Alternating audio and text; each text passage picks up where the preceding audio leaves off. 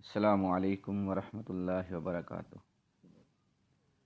الحمدللہ رب العالمین والصلاة والسلام علی اشرف الانبیاء والمرسلین، اما بعد فاعوذ باللہ من الشیطان الرجیم، بسم اللہ الرحمن الرحیم۔ ولا تحسبن اللہ غافلا عما يعمل الظالمون انما يؤخرهم لیوم تشخص فیہ الابصار۔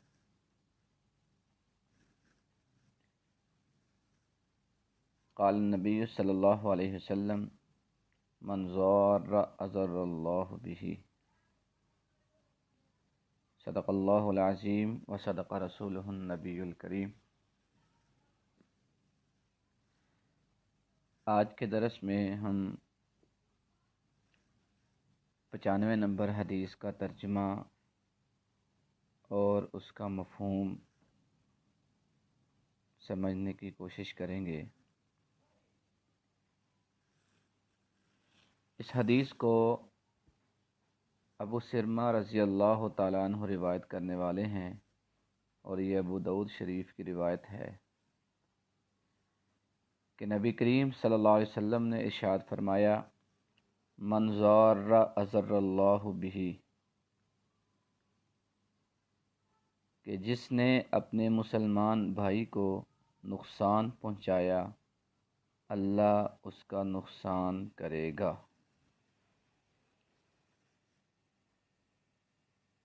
اس حدیث میں نبی کریم صلی اللہ علیہ وسلم جو ہے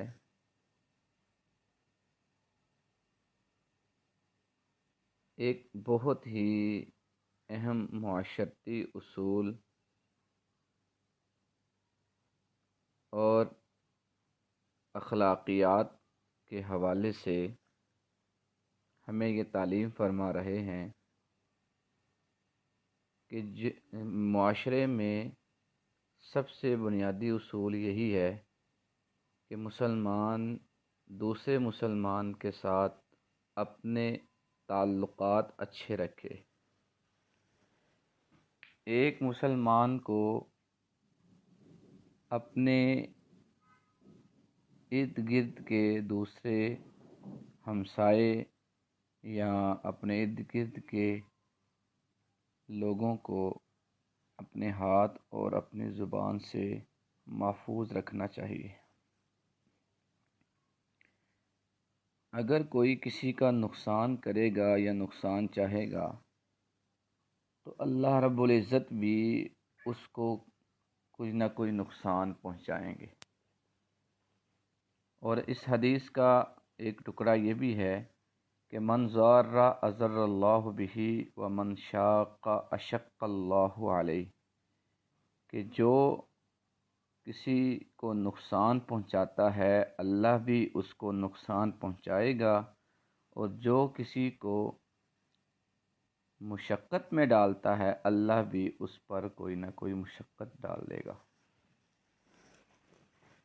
اب اس حدیث میں یہ ضروری نہیں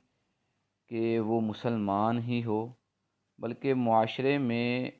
اس کے ساتھ رہنے والے جو بھی لوگ ہیں ان کا تعلق کسی بھی مذہب سے ہے، ان کو اپنے ہاتھ اور اپنے زبان سے محفوظ رکھنا ضروری ہے۔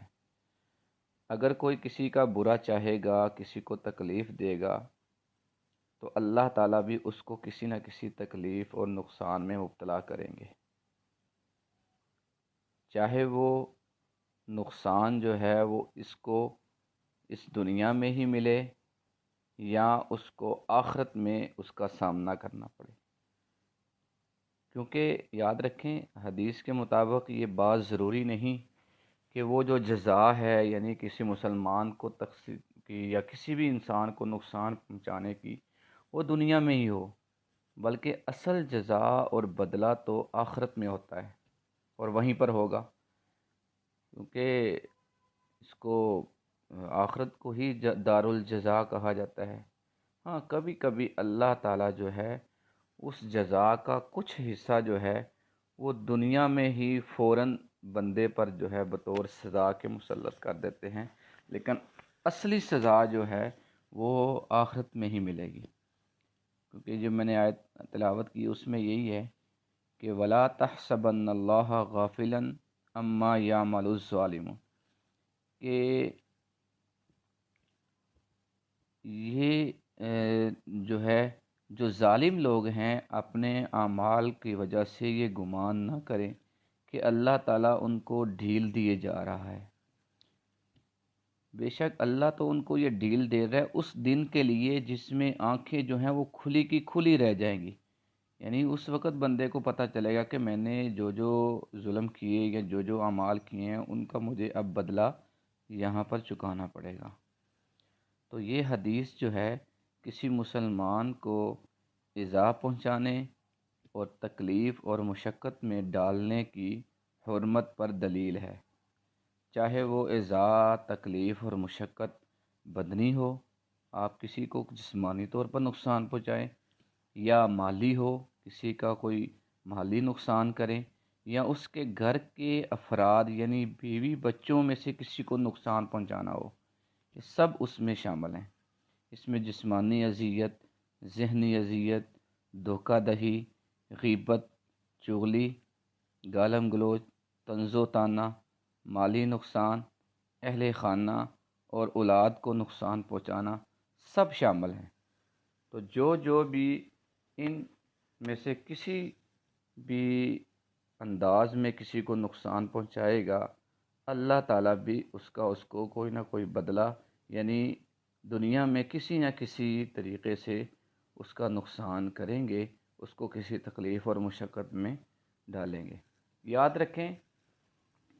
اصل میں نبی پاک صلی اللہ علیہ وسلم کا مقصد یہ ہے کہ ایک اچھا معاشرہ جو ہے وہ قائم ہو، کیونکہ حقیقی اسلامی معاشرہ وہی ہے جس میں لوگ ایک دوسرے کی راحت اور آرام کا خیال رکھیں، مشکل وقت میں دوسروں کے کام آئیں، کسی کو تکلیف نہ دیں، اور اپنے باہمی تعلقات ملنساری، حسن اخلاق اور خیر خواہی پر استوار کریں۔ اسلام انہی چیزوں کا ہمیں درس دیتا ہے اور معاشرے میں نرمی، محبت، شفقت اور ہمدردی کے جذبات پروان چڑھاتا ہے، اور معاشرے کو نقصان پہنچانے والے امور مثلاً بیجا شدت اور کسی کو ایذا رسانی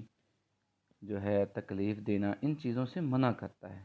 آپس میں اچھے تعلقات اور صلح صفائی سے زندگی گزارنا اسلام کے بنیادی مقاصد میں سے ایک ہے، جبکہ یہ بات واضح ہے کہ لوگوں کے حقوق ضائع کر کے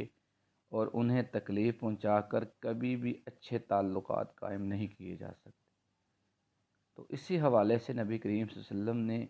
یہ فرمایا کہ ہمیں معاشرے کے اندر اچھے تعلقات قائم کرنے چاہئیں۔ اگر ہم ایک دوسرے کو تکلیف پہنچائیں گے، کسی کا برا چاہیں گے، تو اس وقت اور کسی کو نقصان دے کر اپنا جو ہے فائدہ حاصل کریں گے، تو اس وقت کبھی بھی اچھے تعلقات اور اچھا معاشرہ جو ہے وہ اسلامی وہ قائم نہیں ہو سکتا۔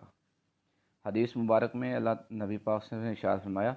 تم لوگوں کو اپنے شر سے محفوظ رکھو، یہ ایک صدقہ ہے جو تم اپنے نفس پر کرو گے۔ یعنی کسی کو اپنے شر سے محفوظ رکھنا یہ اپنے لیے صدقہ ہے، یعنی اپنے لیے بھی نیکی ہے، یعنی اپنے آپ کو گناہوں سے بچانا۔ ایک دوسری روایت میں ہے کہ نبی کریم صلی اللہ علیہ وسلم نے صحابہ کرام سے سوال کیا، کیا تم جانتے ہو کہ مسلمان کون ہے؟ یعنی حقیقی مسلمان کون ہے؟ انہوں نے عرض کی، صحابہ کرام سے جب بھی نبی پاک کوئی سوال کرتے تھے تو ان کا بڑا بہترین جواب ہوتا تھا کہ اللہ و رسولہ عالم، کیونکہ ان کو پتہ ہوتا تھا کہ نبی پاک صلی اللہ علیہ وسلم ہمیں کوئی نئی بات سکھلانا چاہ رہے ہیں، نئی تعلیم دینا چاہ رہے ہیں، تو اس لیے وہ یہ نہیں کہتے تھے، گیس نہیں لگاتے تھے، بلکہ وہ کہتے تھے کہ اللہ اور اس کا رسول ہی بہتر جانتا ہے۔ تو نبی پاک صلی اللہ علیہ وسلم نے ارشاد فرمایا کہ حقیقی مسلمان وہ ہے، المسلم من سلم المسلمون من لسانہ و یدہ، حقیقی مسلمان وہ ہے جس کی زبان اور ہاتھ سے دوسرے مسلمان محفوظ رہیں۔ اور آپ نے پھر پوچھا کہ تم جانتے ہو کہ مومن کون ہے، حقیقی ایمان والا کون ہے؟ صحابہ نے پھر وہی جواب دیا کہ اللہ اور اس کا رسول ہی زیادہ جانتے ہیں۔ تو آپ صلی اللہ علیہ وسلم نے ارشاد فرمایا، مومن وہ ہے جس سے ایمان والے اپنی جانیں اور اپنے اموال جو ہے وہ محفوظ رکھے۔ مطلب یہ ہے کہ آپ کی ذات سے کسی کو کسی طرح بھی نقصان نہیں، آپ لوگوں کی راحت اور ان کی آسانی اور ان کی آسائش وال جو ہے نا وہ اس کا اہتمام کرنے والے بنے، کسی کو تکلیف پہنچانے والے، کسی کو نقصان پہنچانے والے یہ نہ بنے۔ تو اللہ رب العزت سے دعا ہے کہ اللہ تعالی ہمیں ایسے اعمال کرنے کی توفیق عطا فرمائے جس سے ہم دوسروں کی جو ہے وہ خوشی کا یا دوسروں کی آسانی کا اور کسی کو فائدہ پہنچانے کا باعث بنے، کسی کو نقصان پہنچانے کا، کسی کو تکلیف پہنچانے والے جو بھی اعمال ہیں ان سے اللہ تعالی ہمیں بچنے کی توفیق عطا فرمائے، اور باہمی تعلقات جو ہے ہمیں اسلامی جو تعلیمات ہیں اس کے مطابق گزارنے کی توفیق عطا فرمائے اور قائم کرنے کی توفیق عطا فرمائے۔ والسلام علیکم ورحمۃ اللہ وبرکاتہ۔